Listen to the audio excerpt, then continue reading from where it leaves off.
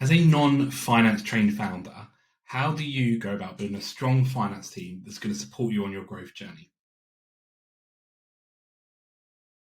Hey everyone, Luke Desmond, Tax, Tech and Tactics. Today we're going to be delving into the tactics side of our three pillars, and we're going to take a look at what it takes to build out a finance team for a business that has big growth ambitions, and we're particularly focusing on the team itself, so the people within the team. Now, this video is aimed at non-finance trained founders. So if you are the small minority of founders who have a strong finance background, then you're probably going to have an idea about how to deliver this, and some of this might not be relevant to you. But for everyone else, we see this as a huge challenge. And what happens when founders face this challenge is that they do one of two things. They either get it wrong or they bury their head in the sand and sort of ignore the fact that they need it. So, and the latter is the one that we see more common. We see many founders underinvesting and ignoring their finance function and their finance team until it's far too late. And actually, what we would like to encourage is founders to take a view that the finance function is a core, vital part of the business that can add value as you grow the business rather than just be a cost center for the business. So let's dig into what, first of all, the key roles that a finance function will have.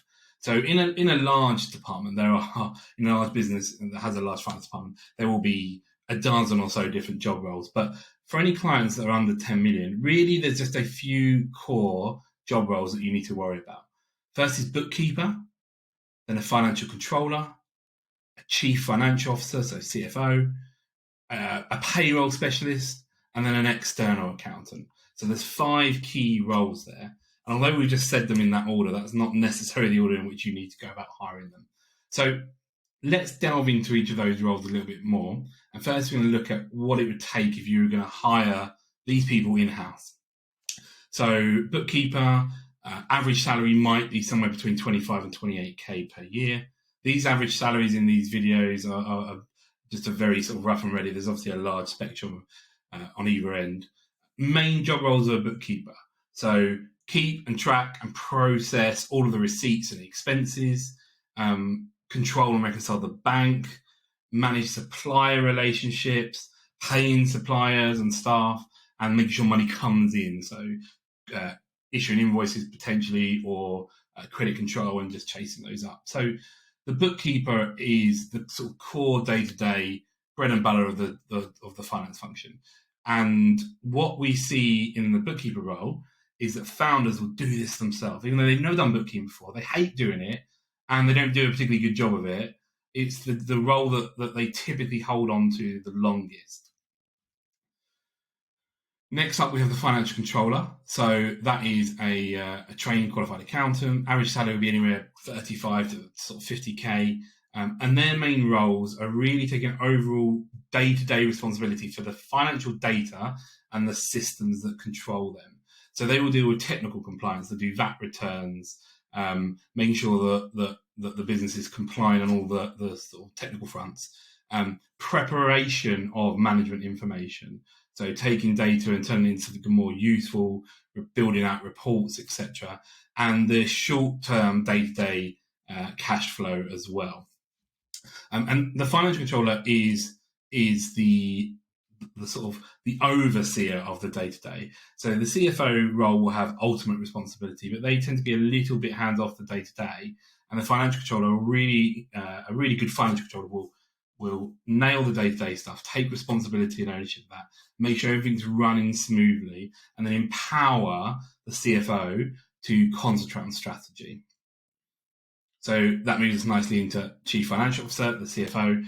Average salary for one of these guys in-house, anywhere from 100 to 150k plus. They are expensive and sometimes hard to attract as well if you are a small business. So their main roles are far more strategy than they are day-to-day. So planning and strategy, budgeting, forecasting and financial modelling, any sort of fundraising. They also manage the risk side of the business as well. So make sure the business is protected against any risks that could be changes in policy from governments. It could be over-reliance on particular customers and suppliers. It could be currency fluctuations, interest rates, any of those things that could cause a big impact on your business. CFO's role is to identify them and to minimize them. And then they obviously have overall responsibility for the cash flow as well. So more of a strategic level of cash flow, although it depends on the size of the business and how things are with the cash flow. They could get very hands-on here as well. So the CFO role is probably the one that most small businesses miss out on because they don't understand the value that it can bring to a small business, but also how they get access to a CFO. Because if it costs you 150k as a base salary to get someone in, and you're turning under sort of 10 million, then you're probably going to ask yourself if it's a good idea or not to bring them in.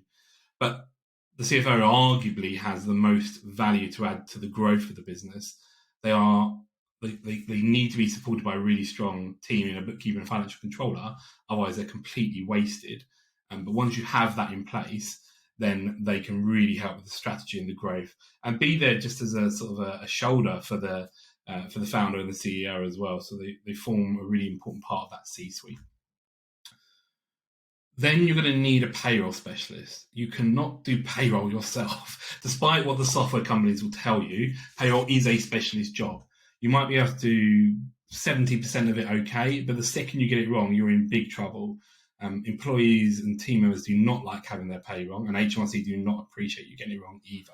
So their main roles obviously deal with payroll and sort of handle employee expenses typically as well. Average salary anywhere around 30 to 35k. The problem with the payroll specialist is if you're on a monthly payroll, you need them heavily for a few days at the end of the month, and then they'll be sitting there twiddling their thumbs for the rest of the month. If you run weekly payroll, then it's a bit different. You're going to have an ongoing sort of need there throughout the month, but still a very specialist role. And then the external accountant should handle at a minimum things like the compliance outside the business. So dealing with HMRC Companies House, the annual accounts and corporation tax returns, and tax planning. So these are not skill sets that any small business should think about bringing in-house, because it's just impossible to keep up to date with the legislation and the latest tax changes and stuff. Just does not make sense. And it's in its most basic, it's a role that is not needed throughout the year as an ongoing basis, just purely at year end and for tax planning purposes. Now, obviously, our role as accountants, when we work with clients at Crisp Accountancy, does not look like this external accountant role. It covers all of these areas, which is why we work with clients on a much closer basis. Businesses can expect to pay anywhere from sort of $3,000 to $20,000 a year just for that annual year-end sort of piece of work. And if the tax plan is more specialist, then that fee will be considerably higher as well. So those 4 or 5 roles, I should say, so 4 in potentially in-house, and then the external accountant. Obviously, if you're going to go and hire those in-house, that presents a bunch of problems for any small business. So there does become a point where some of those roles, and eventually all of those roles, barring the external accountant, should probably be brought in-house. It probably makes sense. And it will vary quite wildly for most businesses. But for most businesses, that level is sort of over 10 million. So anyone under 10 million probably should consider outsourcing those roles, at least in the beginning anyway. So there are 4 main issues and challenges that we see founders facing when considering in-house versus outsourced. And they are the hiring process, ensuring ongoing quality and compliance, the cost, and the flexibility and the scalability of that team as we grow. So the hiring process, the big issue around this is a lack of technical understanding.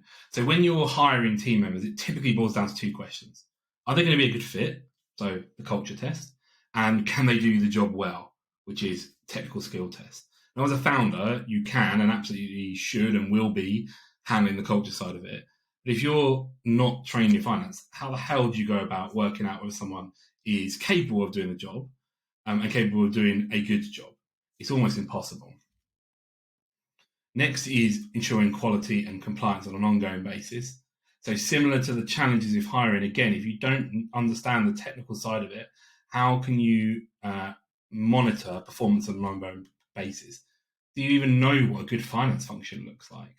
Probably not. Most non-finance trained founders have no idea what a good finance function actually looks like and what they should be delivering on. So it's almost impossible to expect that. Now, you might get lucky. You might just hire a team that naturally delivers at a very high level. But there's a lot of risk associated with that. The compliance side of things changes regularly. Compliance and technology, especially technology, and it's really, really hard. If you've got a small in-house finance team, it's incredibly hard, almost impossible for them to keep up to date with the changes. They've got a very narrow view and mindset in terms of their work. It's just purely your company and that industry. So they're not seeing what's going on in the wider sort of industry across tax, tech, and tactics. The cost is a huge obstacle here to hiring in-house. So we're not saying that if you did hire in-house, you'd need all of these full time, but you definitely need all of the skill sets we mentioned above in those 5 roles. It might just be on a part-time basis for some of those. So there's the headline salary, which obviously is large for a lot of these roles, and they add up very quickly. But it's the associated costs around it that people forget about as well. So you've got recruitment fees; they're 15 to 20%. If that's on a 150k CFO salary, that's painful. Employers' national insurance, you've got pension costs, ongoing training, the staff welfare, the software costs, the software licenses rack up very quickly as well. So the cost to do all that in-house is huge. Now, the issue we see with cost here is what non-finance founders do in the early stages is they'll do some of the bookkeeping themselves. They always go and get an external accountant to take care of their year end because they know they need to do it. They don't have any choice. And then everything else in between, they kind of either try and do themselves or they kind of try and muddle through, and they expect that if they hire a bookkeeper, they'll be able to do cash flow forecasts and help them strategy. It's just not the case. And what we see here is a serial level of underspending and underinvesting in the finance function. So it will vary hugely for business to business, but as a really rough rule of thumb, a growing business should be looking to invest anywhere from 2 to 4% of their turnover in their finance function as a whole. So ask yourself at the moment, what are you spending on your finance function, and what is that as a percentage of your turnover?